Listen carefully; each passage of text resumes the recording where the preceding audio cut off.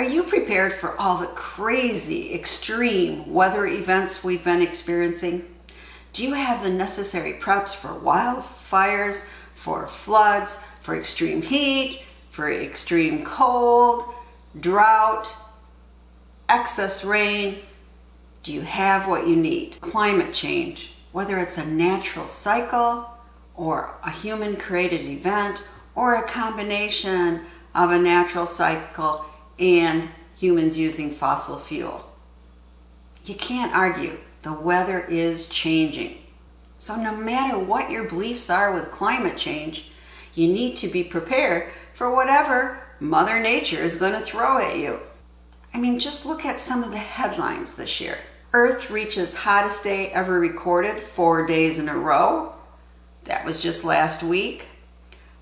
Parts of Chicago area see 7 inches of rain, intense flooding. Literally off the charts. Canada's fire season sets records and is far from over. Residents in Southern California remain trapped by snow as another round of winter weather hits the northern region of the state.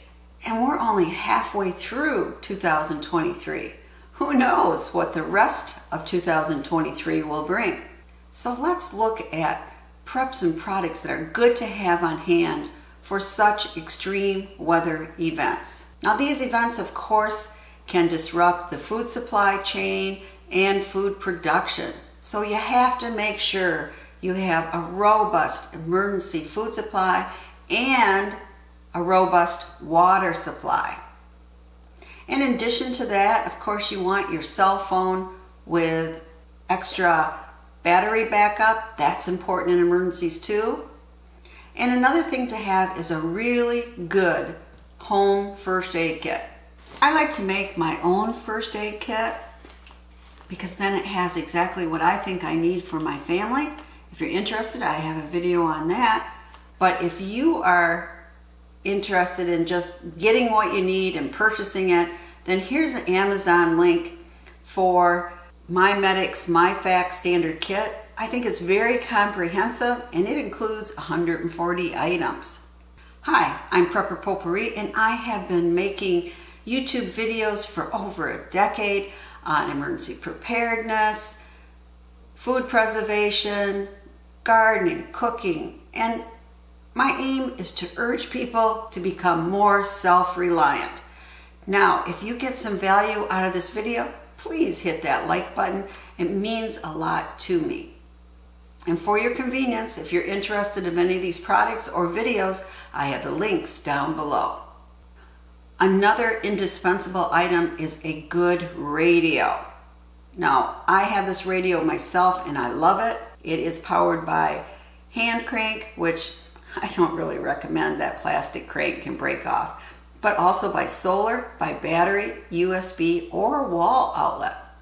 And I love that it gets the NOAA weather alerts, and you can even get shortwave on it, as well as the normal AM, FM. It also has a flashlight, reading lamp, and cell phone charger.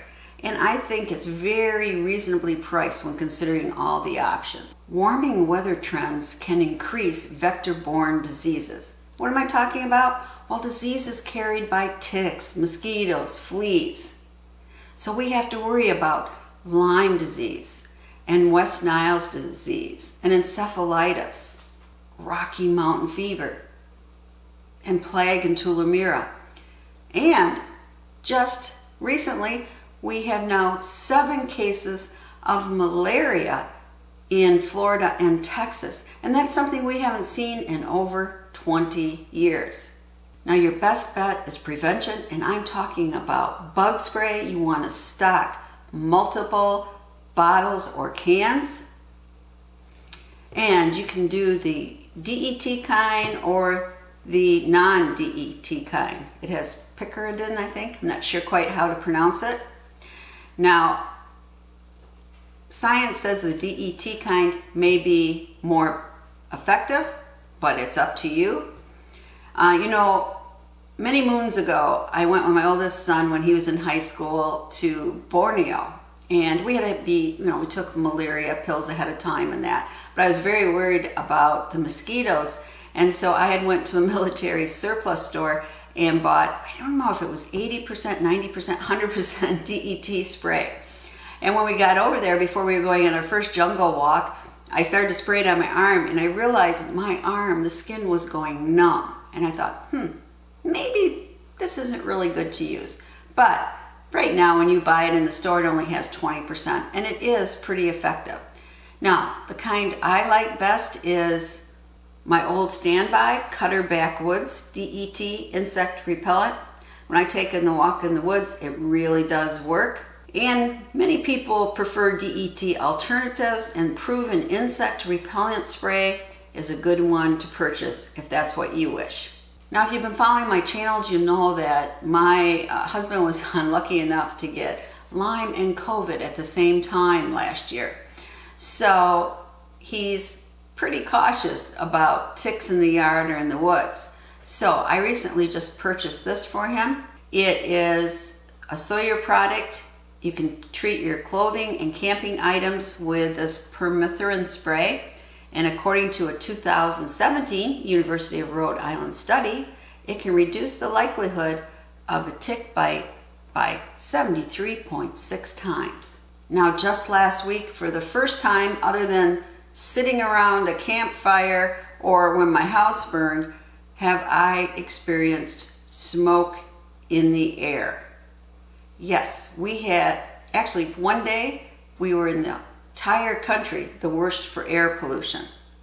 And that smoke was not coming from Michigan where I live. It was coming at least 850 miles away to the north from Quebec. You could smell the smoke in the air and things looked kind of misty or foggy, but it was smoke. And they canceled outdoor activities, and if you had breathing problems such as asthma or COPD, you were told to stay inside. So what can you do if you're experiencing smoke from wildfires?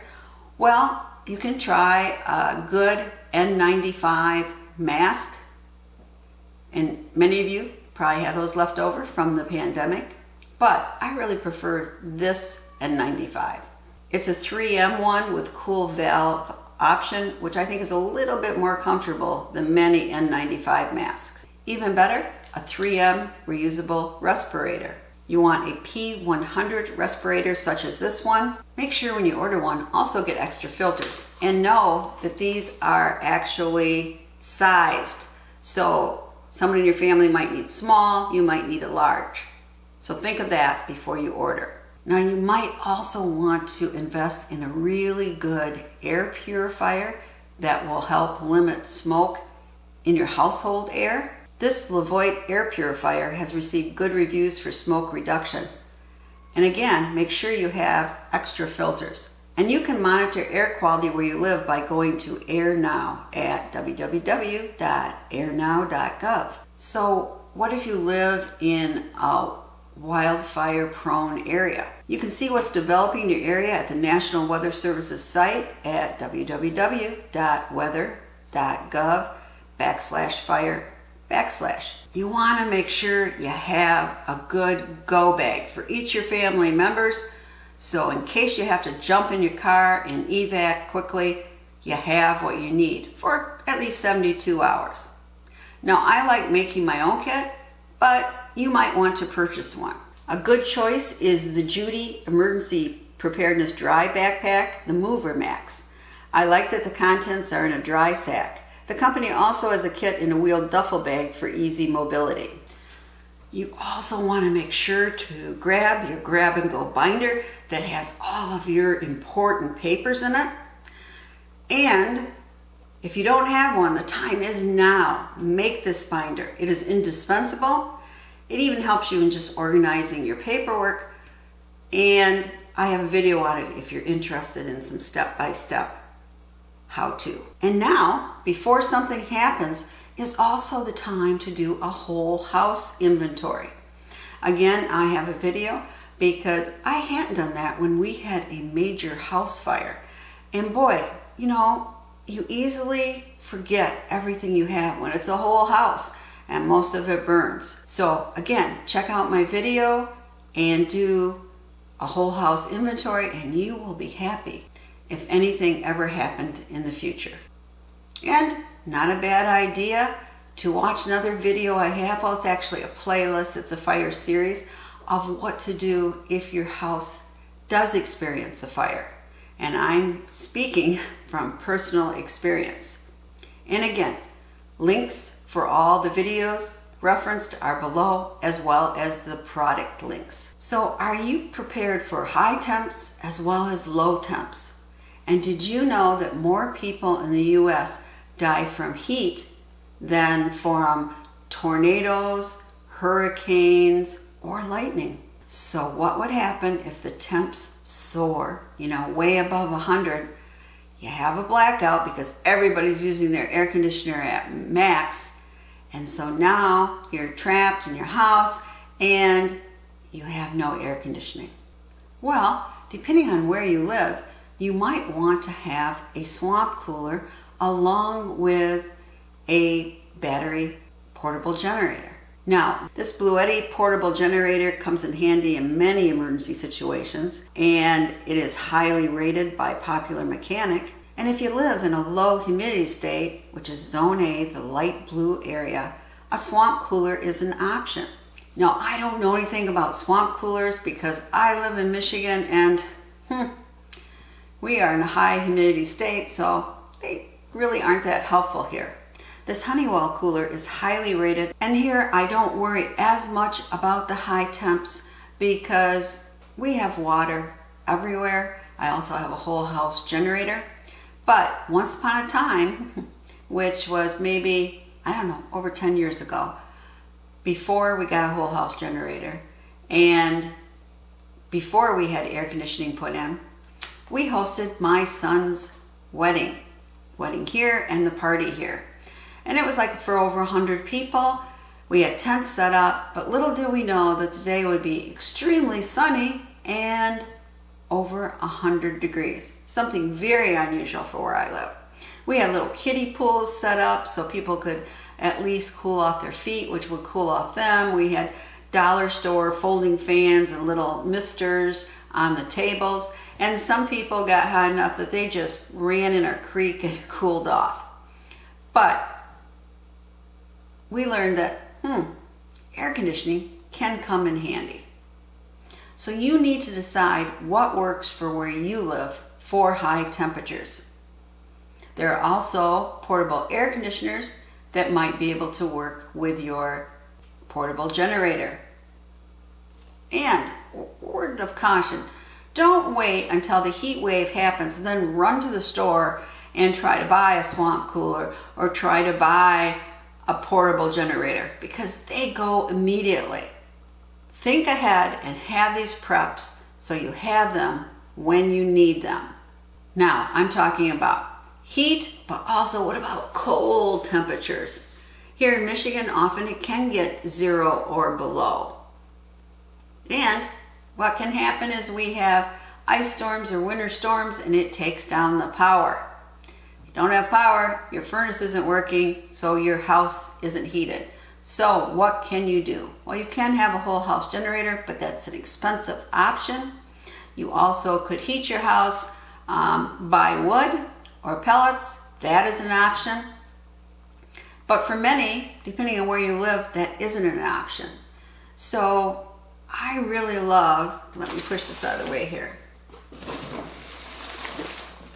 my Mr. Heater, okay? Let me show you.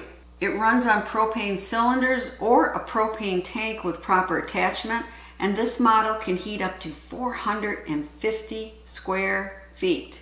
And you might be thinking, hey, I worry more about those high temps than I do low.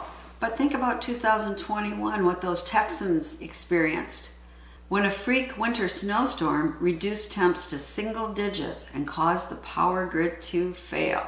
A heater like this can be a lifesaver, as well as good sleeping bags and plenty of blankets. And of course, there are extreme precipitation events where you get too much precipitation and you have flooding, or you don't get enough and you have drought.